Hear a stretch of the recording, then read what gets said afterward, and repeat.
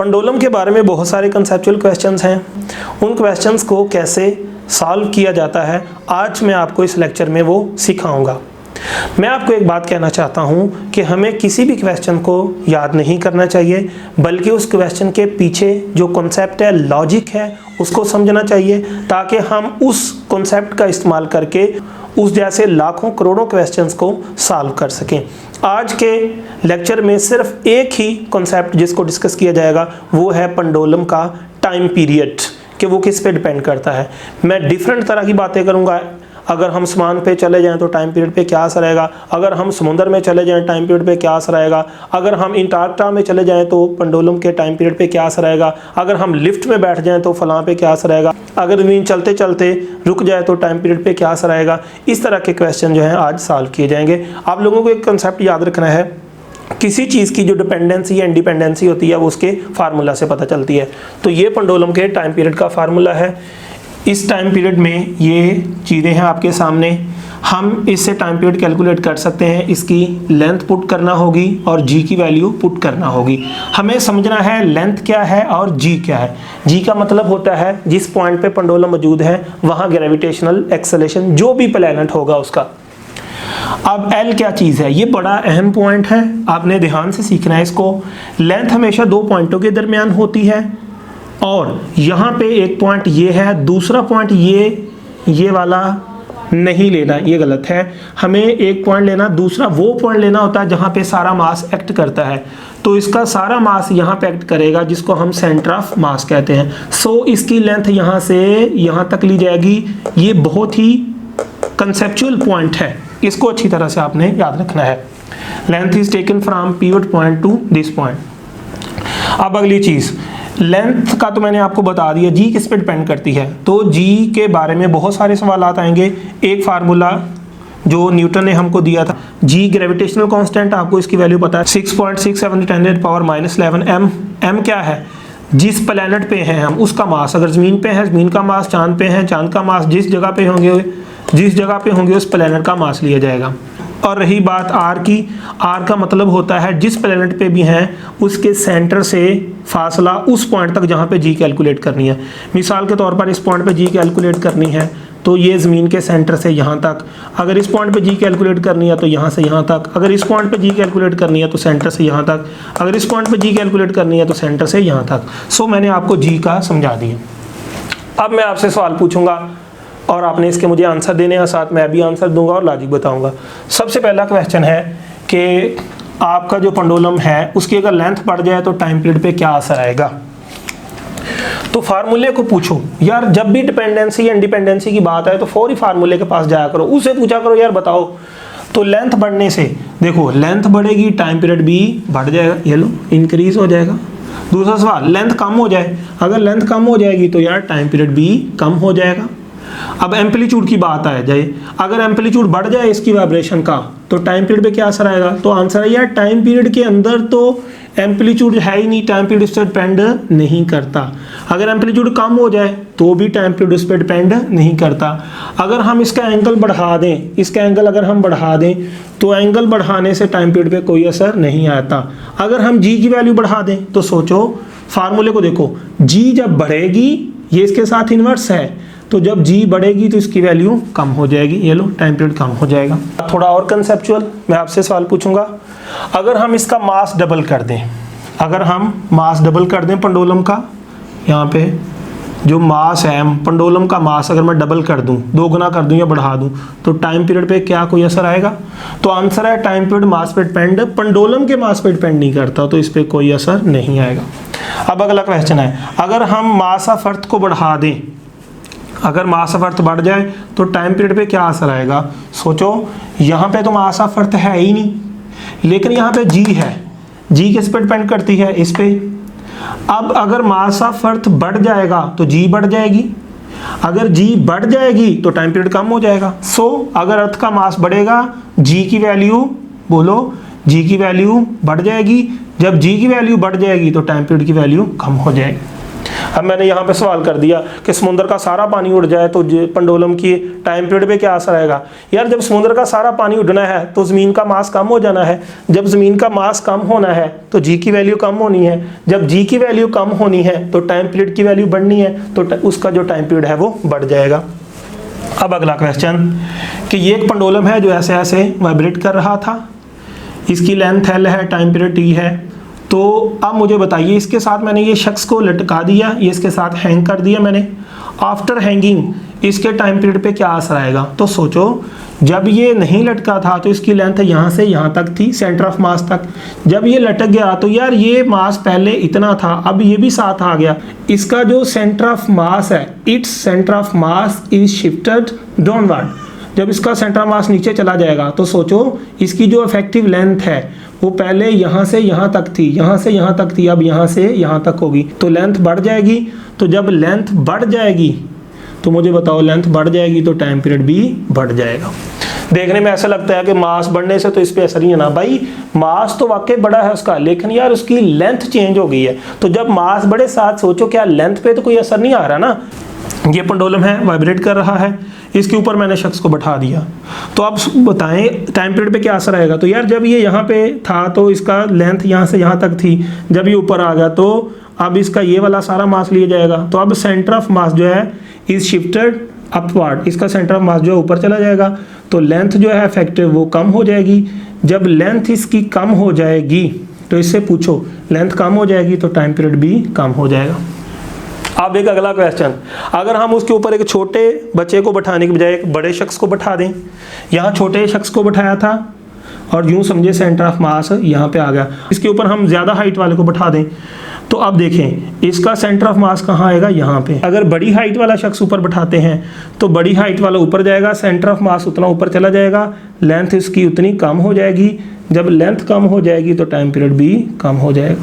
कैसा है ये कंसेप्चुअल सवालात हैं। अब इसके बाद एक और है कि ये हमारे पास पेंडुलम है, इसके अंदर हमने पानी भरा हुआ है, ये पानी ऐसे है, ये वाइब्रेट कर रहा है। अगर हम इसको यहाँ से पंचर कर दें तो पानी बाहर निकलना शुरू हो जाएगा। तो बताइए अब टाइम पीरियड क्या असर आएगा। तो कई लोग सवाल का जवाब देते हैं कि उसका मास कम होने से कोई असर नहीं आता। तो भाई यहाँ मास कम हो रहा है, मैं मानता हूँ कोई असर नहीं आता, लेकिन साथ इसकी लेंथ तो देखिए। जब ये पानी भरा हुआ था तो इसकी इफेक्टिव लेंथ यहाँ से यहाँ तक थी, क्योंकि सेंटर ऑफ मास यहाँ था। जब पानी की लीकेज शुरू हो जाएगी तो इसके पानी का लेवल जो है नीचे आना शुरू हो जाएगा, तो इसका जो मास है, सेंटर ऑफ मास है, वो भी नीचे को शिफ्ट होना शुरू हो जाएगा।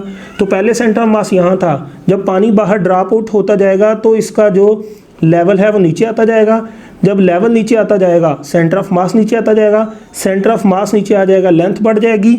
जब इसकी लेंथ बढ़ जाएगी तो मुझे बताइए इसका टाइम पीरियड जो है वो बढ़ जाएगा।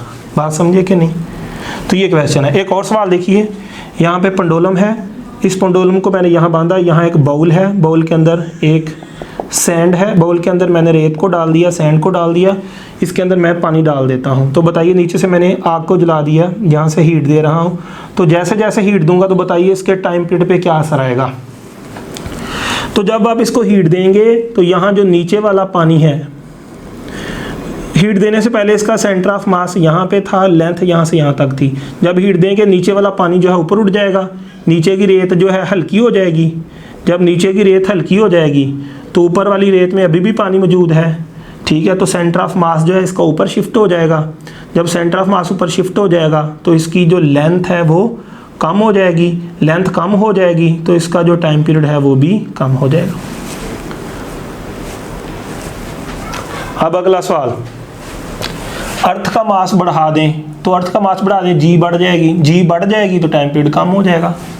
अगर समुद्र का सारा पानी उड़ जाए तो जब समुद्र का सारा पानी उड़ जाएगा, ठीक है, सारा सी का पानी उड़ जाएगा तो ज़मीन का मास कम हो जाएगा।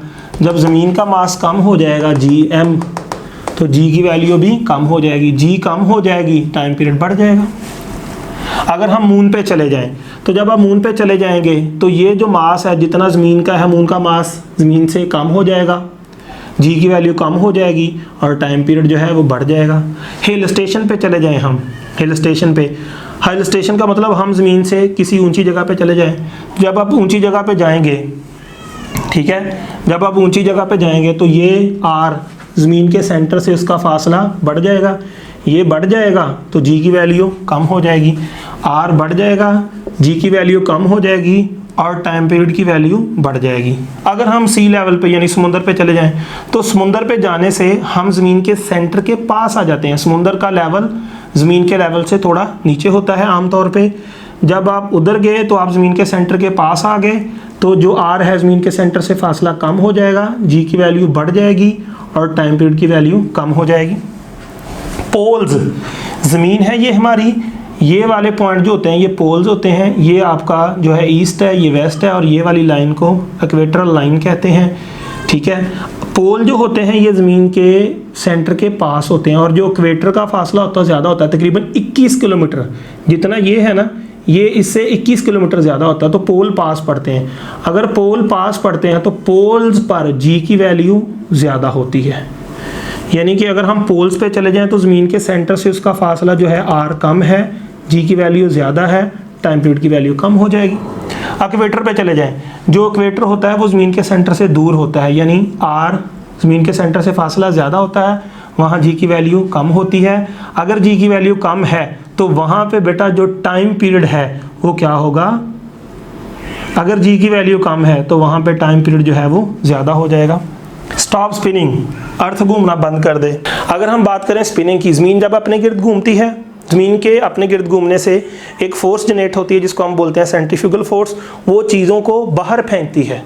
जी अंदर खींचती है, सेंट्रीफ्यूगल बाहर फेंकती है, यानी सेंट्रीफ्यूगल ज़मीन की जो अट्रैक्शन है उसके अपोजिट है, यानी जी को वो कम कर देती है। जितना ज़मीन अपने गिर्द तेज़ घूमेगी उतनी उसकी सेंट्रीफ्यूगल फोर्स ज़्यादा होगी, उतनी जी को वो कम कर देगी। अगर ज़मीन अपने गिर्द घूमना बंद कर दे तो जब अपने गिर्द घूमना बंद कर देगी सेंट्रीफ्यूगल फोर्स जो है वो ख़त्म हो जाएगी, जी की वैल्यू बढ़ जाएगी। So stop spinning, centrifugal force ख़त्म, जी की वैल्यू बढ़ जाएगी, टी की वैल्यू जो है वो यानी टाइम पीरियड की वैल्यू कम हो जाएगी। अब अगला question, toward the centre of earth, अगर हम ज़मीन के सेंटर की तरफ आ रहे हैं, ये सतह से अगर सरफेस से हम आते हैं सेंटर की तरफ, अगर सरफेस से सेंटर की तरफ आएंगे तो टाइम पीरियड पे क्या असर आएगा। तो जब आप सेंटर की तरफ आते हैं तो मैं आपको बता दूं जी की वैल्यू सतह से सेंटर की तरफ जो है वो कम होती जाती है। अगर जी कम हो रही है तो टाइम पीरियड बढ़ता जाएगा। एक बात याद रखिए, अगर हम ज़मीन की सतह से ऊपर जाएं तब भी जी की वैल्यू कम होती है, ज़मीन की सतह से अंदर जाएं तब भी जी की वैल्यू कम होती है। अगर हम इन्फिनिटी पे चले जाएं, इन्फिनिटी पे चले जाएंगे जी की वैल्यू 0 होगी और जी की अगर वैल्यू 0 होगी तो टाइम पीरियड की वैल्यू इनफाइनाइट हो जाएगी। अगर हम ज़मीन के सेंटर पे चले जाएं जी की वैल्यू 0 हो जाएगी, टाइम पीरियड इन्फिनिटी हो जाएगा। अगर ज़मीन के ऊपर हम पेंडुलम को बॉक्स के अंदर बंद कर दें तो यार बॉक्स के अंदर बंद करने से जी पे तो कोई असर नहीं आता, तो लिहाजा टाइम पीरियड पे कोई असर नहीं आता।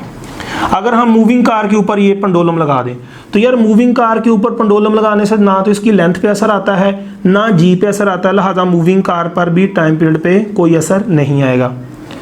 ठीक हो गया जी। अगर अर्थ स्पिनिंग फास्टर, ज़मीन जो स्पिन करना तेज़ हो जाए तो यार सेंट्रीफ्यूगल फोर्स जो है ग्रेविटी के अपोजिट होती है वो बढ़ जाएगी, जी की वैल्यू कम हो जाएगी। जब यार जी कम हो जाएगी टाइम पीरियड बढ़ जाएगा।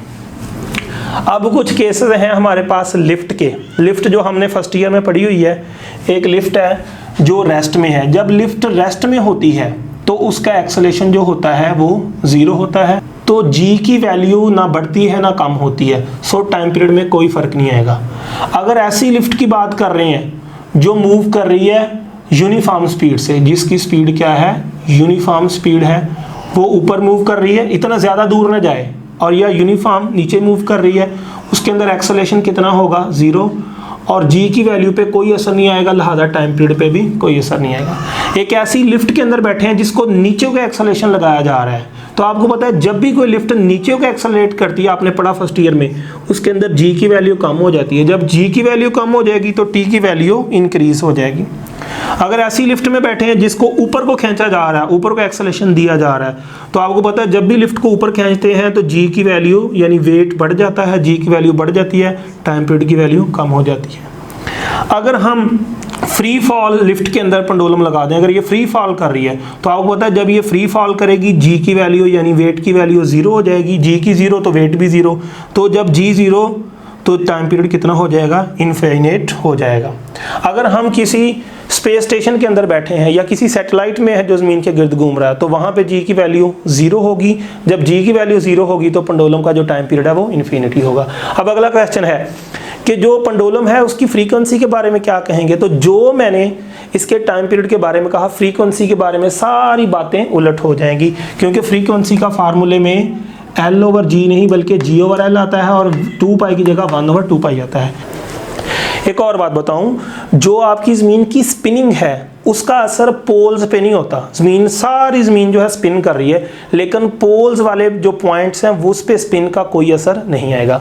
सो ये था आज का लेक्चर जिसमें मैंने आपको बताया कि किस तरह हम इसके बारे में क्वेश्चंस जो हैं सॉल्व करते हैं। आप ऐसे लाखों सवालात बना सकते हैं। आपको एक छोटा सा कंसेप्ट सिखा दिया, अब ये कंसेप्ट आपने ज़हन में रखना है, आया कि जी पे असर आया या नहीं आया, उसकी लेंथ पे असर आया कि नहीं। अगर ये दो चीज़ों पे असर आता है तो उस पर असर आएगा। अगर ये चीज़ें नॉट अफेक्टेड हैं तो फिर इसकी ना टाइम पीरियड पे असर आएगा ना इसकी फ्रीक्वेंसी पे असर आएगा। तो ये मैंने आपको एक ऐसी टेक्निक सिखा दी जिससे आप लाखों क्वेश्चन सॉल्व कर सकते हैं। आपको इसका फंडामेंटल कॉन्सेप्ट मैंने सिखा दिया, आप जितने मर्जी सवाल बनाते जाएं इससे मुताल्लिक, ठीक है। अगर आप चाहते हैं कि इस तरह के क्वेश्चंस के आंसर आपको मिले तो कोई भी अगर आपका सवाल है तो आप उसको मेरा जो YouTube चैनल है फैम टेक, उसमें जाके कमेंट सेक्शन में इसको आप लिख सकते हैं, मैं उसका आंसर दूंगा। कोशिश करूंगा कि उसको प्रैक्टिकली एक्सप्लेन करूं। इसके बाद मेरा फेसबुक ग्रुप भी है जिसका नाम है फिजिक्स एक्सपेरिमेंट फैम टेक।